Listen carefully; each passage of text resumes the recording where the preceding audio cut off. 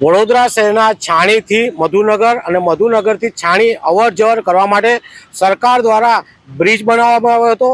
તે સમયના તત્કાલીન મુખ્યમંત્રી નરેન્દ્ર મોદી સાહેબ દ્વારા લોકાર્પણ કરવામાં આવ્યું હતું। 17 કરોડથી વધુ રૂપિયાના ખર્ચે આ બ્રિજ બનાવવામાં આવ્યો હતો। હાલમાં જોવા જઈએ તો આ બ્રિજના નીચે સળિયા દેખાવા લાગ્યા છે, ક્યાંક તિરાડો પડેલી દેખાય છે, નીચેથી તમામ ઉપરનો ભાગ દેખાઈ રહ્યો છે। રોડ ઉપરથી જે તેમ બ્યુટિફિકેશન કરવામાં બ્યુટી પાર્લર જેવું કામ ઉપરથી સારો છે, પણ નીચેથી સળિયા અને તિરાડો દેખાઈ રહી છે।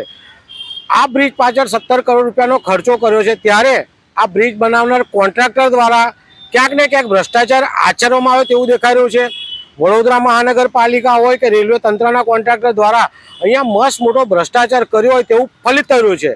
બીજી બાજુ જોવા જઈએ તો આ અવર જવરનો બ્રિજ છે અને હાલમાં વડોદરા શહેરની અંદર જે કામગીરી ચાલી રહી તેના કારણે પંડ્યા હોટલ અને નવાઈનો બ્રિજ બંધ રહેવાનો છે। તો આ સમય દરમિયાન આ મધુનગર બ્રિજના નીચેથી જે રિપેરિંગ કામ છે કરવામાં આવે તેવી અમારી માંગ છે।